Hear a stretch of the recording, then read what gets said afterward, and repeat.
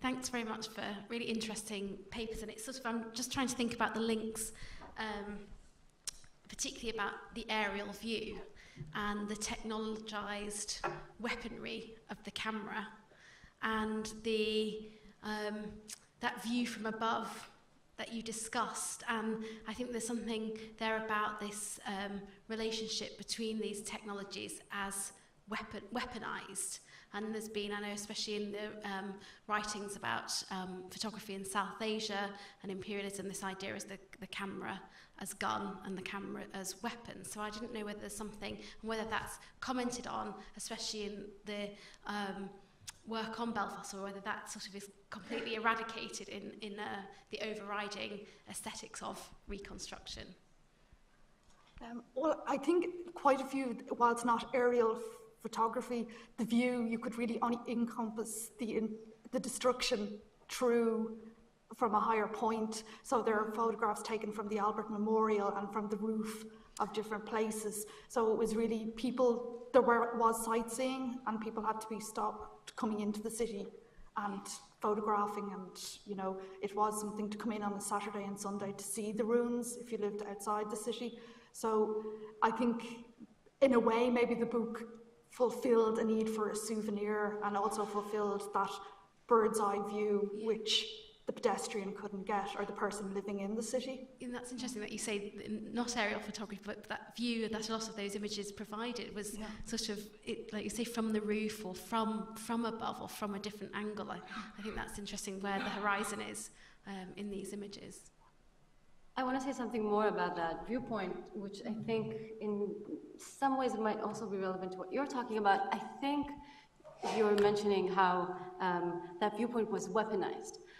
I want to think about weaponizing maybe in a broader context. I want to think about the utilization of that viewpoint for national purposes, whether it is the view of the ruler that monitors the empire and surveys the empire, or the ways that these images were used to cohere a national identity in many ways. In the Palestine case, it was the settlement, the Jewish settlement, national home, that was outlined by using these images.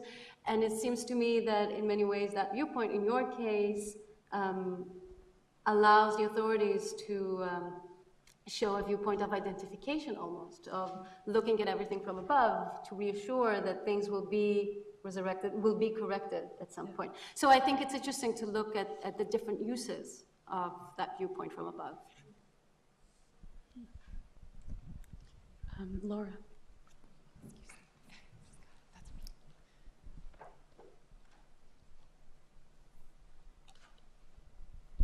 Thank you so much for such interesting papers. And to perhaps follow on this question of the view from above, the multiple uses of it, I'm wondering if you have found also any views from below towards the view from above, that is not instrumentalized or differently put into circulation images by survivors, images from below at above. So not just, you know, pedestrians walking around if they happen to have a surviving camera photographing the ruins of the neighborhood, but photographs by the people on the ground who had been subjected to the view from above that are looking back at it. Is there anything like that that you have found in photographs? I ask this because I've recently been writing about Keiji Nakasawa's 10-volume graphic memoir of having been a 7-year-old survivor of Ground Zero at Hiroshima. And in volume 2 of those 10 volumes, he draws what his memory is of being the recipient of the instrumentalized view from above of the bomb. And I've been searching for actual photographs of this. I thought at first there wouldn't be any surviving cameras of these incidents, the cameras, the film, who would have such a thing? It turns out there are some, and I'm wondering about the Blitz in Belfast or Palestine, that burning city, if there are any such records by civilians or recipients of this view. Thank you. Not that I know of for the Belfast Blitz, although there are several cases where under the Defence of the Realm Act introduced censorship on private ownership of cameras. So there are 3 or 4 cases in and around the time of the Blitz where people are actually prosecuted for photographing ruins, and they were actually had their cameras confiscated. It was viewed to be that it could get into enemy hands and that type of thing. I think after a while all of that stopped because it was just so ubiquitous in England. But I haven't seen any photographs, any evidence of a survivor's viewpoint.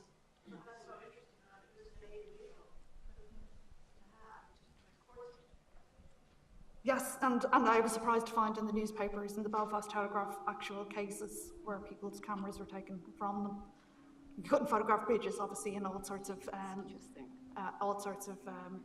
military infrastructure or anything like that. In the case of Palestine, it's interesting to see how the types of photographs that you were talking about that I came across were mainly documented by the underground organizations of the Zionist resistance organizations and by national authorities. And some of those photographs are preserved in the IDF archive that is accessible because the Israeli law says that after 50 years of classification, you can look at those materials. So, for instance, materials that pertain to the 1948 war or the 1936 Arab Revolt, those types of photographic images do exist in the archive.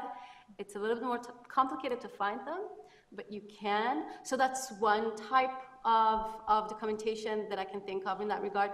There's another kind, which is by the warriors themselves. I mentioned the underground organizations. They also have accessible archives that are open to the public.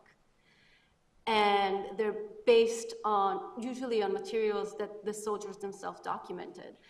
And then you can find some of those images. I also mentioned that during the talk, the intelligence files that were compiled by the Haganah organization some of them are also open to the public, and there you can find those types of documentations. So it's a little bit more complicated to find. You kind of need to know what you're looking for, but they do exist. Matt? Oh. All right, John and then Matt. Thank you. I was also very struck, wouldn't be the word, by hearing all this talk following on from Rotem's, to think about how these scenes at a trauma are saturated by cameras and photographs from all angles. But to try to think of another possibility, a positive possibility, I wonder to what extent then both these archives can be turned. I absolutely take Rotem's point that this 1944 survey maps out a territory that then can be carved out as a nation state. But I'm also thinking that it's an archive made in 1944, 4 years before the creation of the State of Israel, the Nakba, and therefore it actually is a resource at the present. Since it maps a territory, it maps villages that no longer exist, it maps patterns of life that are said never to have existed. So I wonder what the potential is for turning that archive. Just as I wonder about Bombs of Belfast, which can be narrated, it can be framed as a confirmation of the North's place within the Union, but it could also be turned into an archive of popular suffering that denounces that narrative. So in both these cases, to what extent are these archives fixed, or do they remain potentially open for turning? We had a question down here. I think within Bombs on Belfast, the interaction between the image and the text is integral, and I suppose if you're to look at a photographic publication in that way, you're looking at the narrative and you're looking at how they've positioned it. There isn't very much text, there are very minimal captions and a very limited introduction, but it's the framework within which it's produced. And subsequently, I know on the newspaper's website, you can buy the images, and the people they have been used in community projects as a different interaction, in that we used to live there or we were moved after that, and that can breathe new life into it. But I suppose the publisher and many of the images weren't published in the daily newspaper. So in a way, I think it was responding to an appetite during that time period, but with a very definite editorial stance.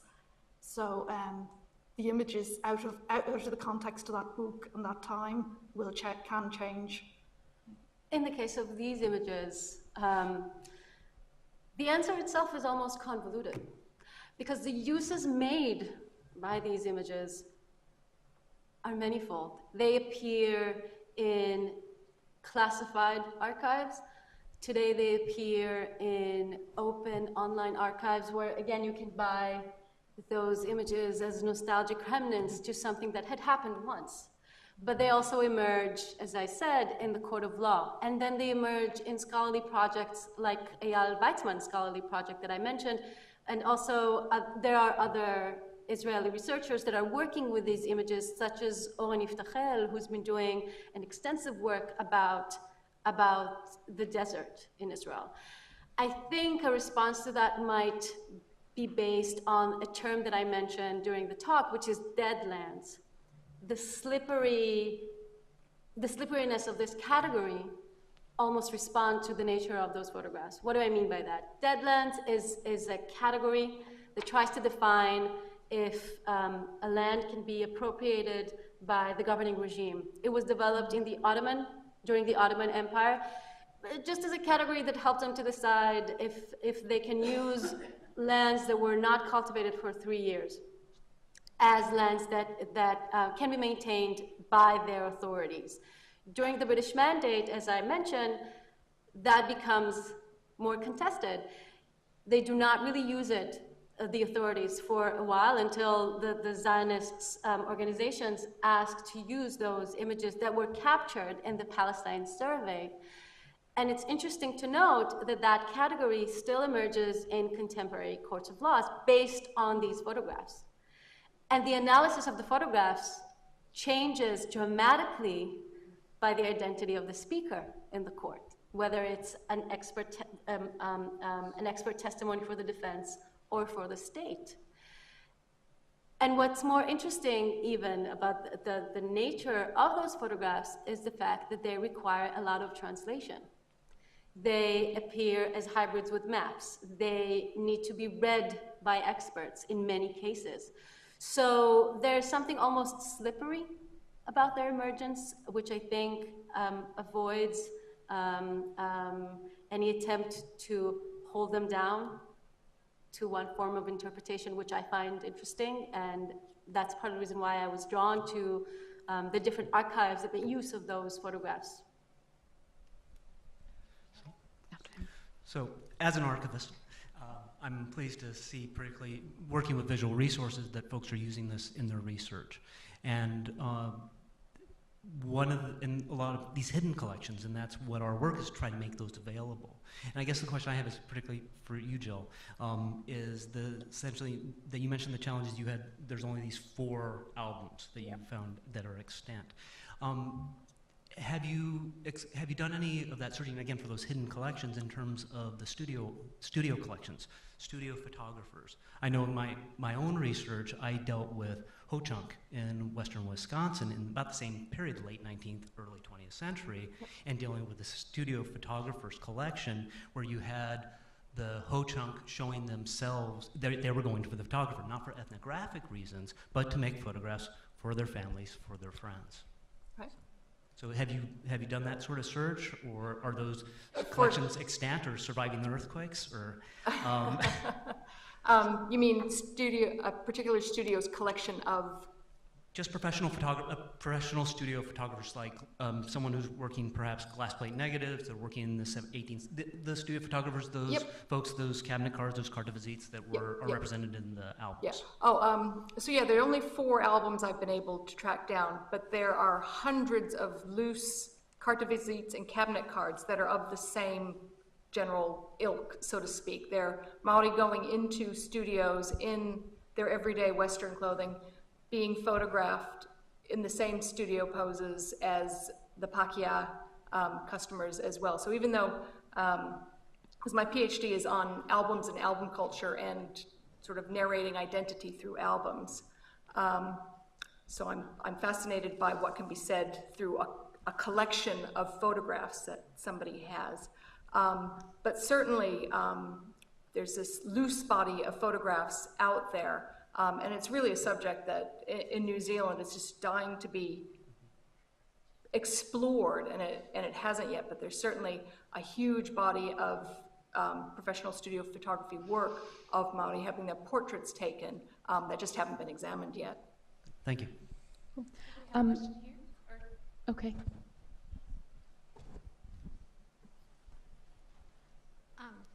Thank you so much to all of you.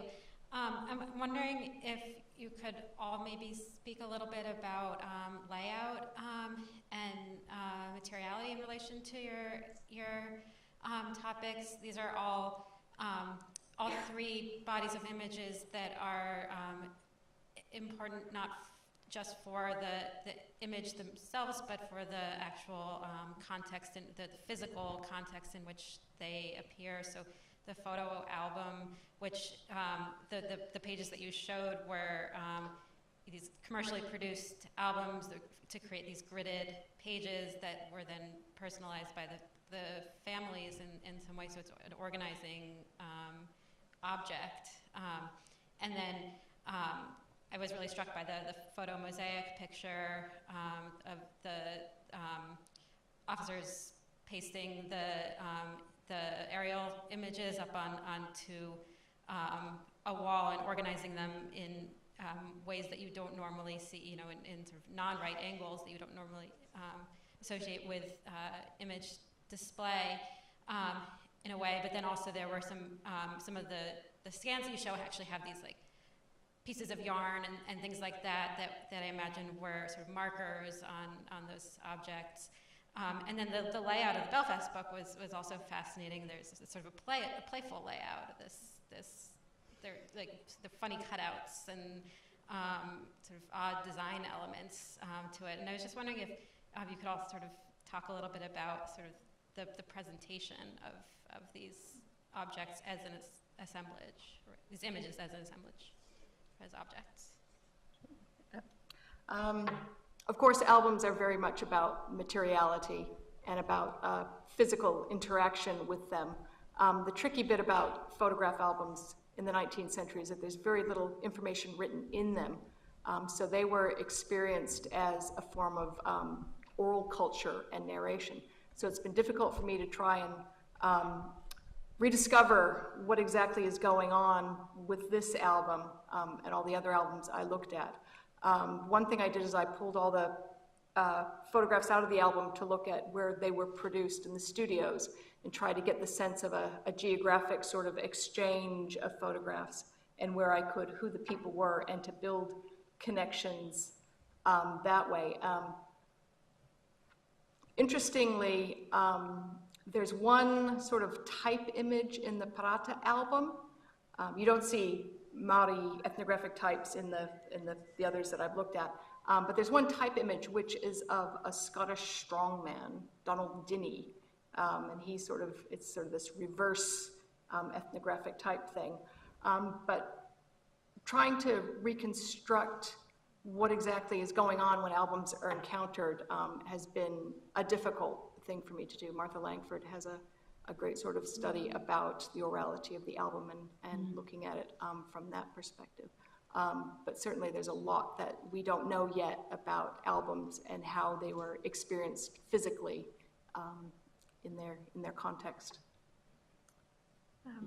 I think the Bombs on Belfast is a product of wartime production. So I touched on it slightly, that it's very poorly printed, the paper is terrible, none of the photographers are credited, so it is sort of shoddy in that way. And it was interesting at the breakout session on Bill Brandt that a lot of some of the books that are out have the same production values. So I thought it was just maybe Ireland, but it turns it was a wartime thing. So from an imagery production viewpoint, it is sort of poor, and it's simple letterpress and halftone printing. So I think the materiality of it, and again, the cover, like Cecil Beaton's wartime book as well, the cover is not photographic. The covers tend to be illustrative, so I think that's a sort of telling thing as well. But it's very flimsy, and that is very much wrapped up in its materiality as a product of wartime shortages. Well, in the case of the aerial photographs, especially the image that you're mentioning, I think it's interesting to note we will never experience those images that way. We will never see them mounted up on the wall in front of us, right? It's an image of a very specific visual grammar, of wartime visual grammar that functions in relation to that specific time. So for me, it's interesting to look at how these images exist now. So how they exist with metadata embedded in them, and the way they can be resurrected by online search engines, but also the way that they emerge in the public arena through exhibitions and other publications. And each time they are embedded again in additional meanings. Does that change their materiality? I'm not sure, but it does change their existence, and it does change their history, their life, what they tell us. So again, with these photographs, their materiality is also very slippery, I think.